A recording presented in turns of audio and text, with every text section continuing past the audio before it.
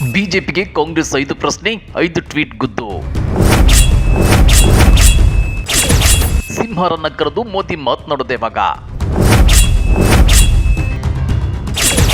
BJP JDS ಜಂಟಿ ಅಟ್ಯಾಕ್ಗೆ ಕೈ ಭರ್ಜರಿ ತಿರುಗೇಟು. ಬಿಜೆಪಿಗೆ ರಾಜ್ಯ ಕಾಂಗ್ರೆಸ್ 5 ಪ್ರಶ್ನೆ 5 ಟ್ವೀಟ್ ಗುದ್ದು ಕೊಟ್ಟಿದೆ. ಸಿಎಂ ಸಿದ್ದರಾಮಯ್ಯರನ್ನ ಕರೆದು ಮೋದಿ ಮಾತಾಡಿದ್ರು. ಅದೇ ರೀತಿ ಮಾಜಿ ಸಿಎಂ ಎಚ್.ಡಿ. ಕುಮಾರಸ್ವಾಮಿ ಅವರ ಜೊತೆಗೂ ಚರ್ಚೆ ನಡೆಸಿದ್ರು. ಆದ್ರೆ ಅದ್ಯಾಕೆ ಸಂಸದ ಪ್ರತಾಪ್ ಸಿಂಹರನ್ನ ಕರೆದು ಮಾತನಾಡ್ತಿಲ್ಲ ಅಂತೇಳಿ ಕುಟ್ಕುತ್ತಲೇ ಕೇಂದ್ರ ಬಿಜೆಪಿಗೆ ರಾಜ್ಯ ಕಾಂಗ್ರೆಸ್ ಕುಟುಕಿದೆ. ಹಾಗಾದ್ರೆ ಬಿಜೆಪಿ ಜೆಡಿಎಸ್ ಜಂಟಿ ಅಟ್ಯಾಕ್ಗೆ ಕೈ ಕೊಟ್ಟ ಭರ್ಜರಿ ತಿರುಗೇಟು ಹೇಗಿದೆ ಗೊತ್ತಾ? ಅದನ್ನ ಡೀಟೇಲ್ ಆಗಿ ತೋರಿಸ್ತೀವಿ. ಆದ್ರೆ ಅದಕ್ಕಿಂತ ಮೊದಲು ಹಲೋ ಕನ್ನಡ ಯೂಟ್ಯೂಬ್ ಚಾನೆಲ್ ಅನ್ನ ಸಬ್ಸ್ಕ್ರೈಬ್ ಮಾಡ್ಕೊಳ್ಳಿ. ಹಾಗೇನೇ ಪಕ್ಕದಲ್ಲಿರೋ ಬೆಲ್ ಬಟನ್ ಅನ್ನು ಪ್ರೆಸ್ ಮಾಡಿ.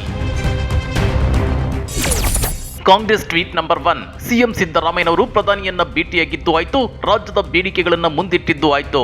ಕೇಂದ್ರ ಸರ್ಕಾರದ ಸ್ಪಂದನೆ ಹೇಗಿರಲಿದೆ ಎಂಬುದನ್ನ ಕಾದು ನೋಡಬೇಕು. ಕೇಂದ್ರ ಪುರಸ್ಕೃತ ಯೋಜನೆಗಳಿಗೆ ನಯ ಪೈಸೆ ಹಣ ಬಿಡುಗಡೆ ಮಾಡದೆ ಸತಾಯಿಸುತ್ತಿರುವ ಕೇಂದ್ರ ಸರ್ಕಾರದ ಮಲತಾಯಿ ಧೋರಣೆಯನ್ನ ರಾಜ್ಯದ 25 ಬಿಜೆಪಿ ಸಂಸದರು ಪ್ರಶ್ನಿಸುತ್ತಿಲ್ಲಬೇಕೆ? ಉದಾಹರಣೆಗೆ ಮೀನುಗಾರಿಕೆ ಇಲಾಖೆಯ PMMSY ಯೋಜನೆಯಡಿಯಲ್ಲಿ ರಾಜ್ಯದಲ್ಲಿ ಪಂಜರ ಮೀನು ಕೃಷಿ ಮಾಡಿದ ಹಲವರಿಗೆ ಕಳೆದ 1.5 ವರ್ಷದಿಂದ ಸಹಾಯಧನ ಬಿಡುಗಡೆಯಾಗಿಲ್ಲ. ಸಚಿವ ಮಂಕಾಳ ವೈದ್ಯ ಅವರ ಪ್ರಯತ್ನದ ಹೊರತಾಗಿಯೂ ಈ ಯೋಜನೆಗೆ ರಾಜ್ಯದ ಪಾಲಿನ ಅನುದಾನವನ್ನು ಕೊಡುವುದರಲ್ಲಿ ಮೀನಾಮೇಷ ಎನಿಸುತ್ತಿದೆ NFDB ಇಂಡಿಯಾ. ಲೋಕಸಭಾ ಚುನಾವಣೆಗೆ ಮೋದಿಯ ಮುಖವಾಡ ಧರಿಸಿಕೊಂಡು ಮತ ಕೇಳಲು ಬರುವ ಬಿಜೆಪಿ ಕರ್ನಾಟಕ ಸಂಸದರು ಇಂತಹ ಹಲವು ಅನ್ಯಾಯಗಳ ಬಗ್ಗೆ ಉತ್ತರ ನೀಡುವರೆ ಅಂತೇಳಿ ರಾಜ್ಯ ಕಾಂಗ್ರೆಸ್ ಟ್ವೀಟ್ ಮಾಡಿದೆ. Congress tweet number 2. ಭದ್ರತಾ ವೈಫಲ್ಯದಿಂದ ಸಂಸತ್ ಭವನ ಅಪಾಯದಲ್ಲಿದೆ. ವಿಪಕ್ಷ ಸಂಸದರ ಅನೈತಿಕ ಅಮಾನತಿನಿಂದ ಪ್ರಜಾಪ್ರಭುತ್ವ ಅಪಾಯದಲ್ಲಿದೆ. ನಮ್ಮ ಪ್ರಧಾನಿ ನರೇಂದ್ರ ಮೋದಿ ಅವರಿಗೆ ಸಂಸತ್ ಕಲಾಪದಲ್ಲಿ ಭಾಗವಹಿಸಿ ದೇಶದ ಪ್ರಶ್ನೆಗಳಿಗೆ ಉತ್ತರಿಸುವುದಕ್ಕಿಂತ ದೇವೇಗೌಡರ ಕುಟುಂಬದೊಂದಿಗೆ ಸೇರಿ ರಾಜಕೀಯ ಲಾಭ ಹುಡುಕುವುದೇ ಪ್ರಾಶಸ್ತ್ಯದ ಕೆಲಸ. ಕುಟುಂಬ ರಾಜಕಾರಣ ವಿರೋಧಿಸಿ ಬೂಟಾಟಿಕೆಯ ಮಾತನಾಡುವ ಮೋದಿಯವರು ದೇವೇಗೌಡರ ರಾಜಕೀಯ ಕುಟುಂಬದೊಂದಿಗೆ ಪೋಸ್ ಕೊಡುವ ಮೂಲಕ ತಮ್ಮನ್ನ ತಾವೇ ವ್ಯಂಗ್ಯ ಮಾಡಿಕೊಳ್ಳುತ್ತಿದ್ದಾರೆ ಅಂತೇಳಿ ರಾಜ್ಯ ಕಾಂಗ್ರೆಸ್ ಟ್ವೀಟ್ ಮಾಡಿದೆ. Congress tweet number 3. ನರೇಂದ್ರ ಮೋದಿ ಅವರೇ, ಬಹಳ ದಿನಗಳ ಬೇಡಿಕೆಯ ನಂತರ ಸಿಎಂ ಸಿದ್ದರಾಮಯ್ಯನವರನ್ನ ಭೇಟಿಯಾಗಿದ್ದಕ್ಕೆ ಧನ್ಯವಾದಗಳು. ಮಾಜಿ ಪ್ರಧಾನಿ ದೇವೇಗೌಡರನ್ನ ಕರೆಸಿಕೊಂಡು ಭೇಟಿಯಾಗಿದ್ದಕ್ಕೂ ಧನ್ಯವಾದಗಳು. ನಿಮ್ಮ ಹೊಸ ಬ್ರದರ್ ಕುಮಾರಸ್ವಾಮಿ ಅವರನ್ನ ಕರೆಸಿಕೊಂಡು ಭೇಟಿಯಾಗಿದ್ದಕ್ಕೂ ಧನ್ಯವಾದಗಳು.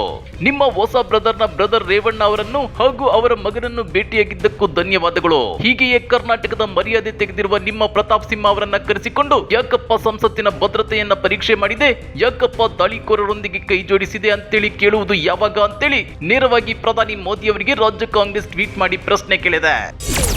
Congress tweet number 4. ಆಡಳಿತ ಪಕ್ಷವಾಗಿ ವಿಫಲವಾದ ಬಿಜೆಪಿ ವಿರೋಧ ಪಕ್ಷವಾಗಿಯೂ ವಿಫಲವಾಗಿದೆ.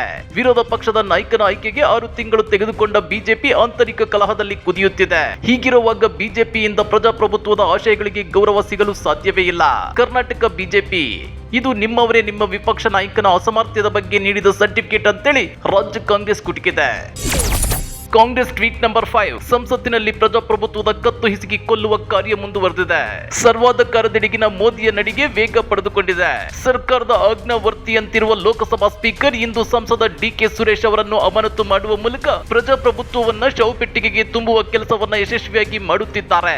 ಈ ಅಮಾನತು ಪರ್ವ ಭಾರತದ ಕರಾಳ ಚರಿತ್ರೆಯಾಗಿ ಉಳಿಯಲಿದೆ ಅಂತೇಳಿ ರಾಜ್ಯ ಕಾಂಗ್ರೆಸ್ ಟ್ವೀಟ್ ಮಾಡಿ ಕುಟುಕಿದೆ. ಹಾಗಾದ್ರೆ ರಾಜ್ಯ ಕಾಂಗ್ರೆಸ್ನ ಈ 5 ಟ್ವೀಟ್ ದಾಳಿಯ ಬಗ್ಗೆ ನೀವೇನಂತೀರಾ? ಕಮೆಂಟ್ ಮಾಡಿ, ವಿಡಿಯೋ ಲೈಕ್ ಮಾಡಿ, ಶೇರ್ ಮಾಡಿ. ಇಂಥ ಮತ್ತಷ್ಟು ರೋಚಕ ರಾಜಕೀಯ ಸುದ್ದಿಗಳನ್ನ ಮಿಸ್ ಮಾಡದೆ ನೋಡಬೇಕು ಅಂದ್ರೆ ಹಲೋ ಕನ್ನಡ ಯೂಟ್ಯೂಬ್ ಚಾನೆಲ್ ಅನ್ನ ಸಬ್ಸ್ಕ್ರೈಬ್ ಮಾಡ್ಕೊಳ್ಳಿ.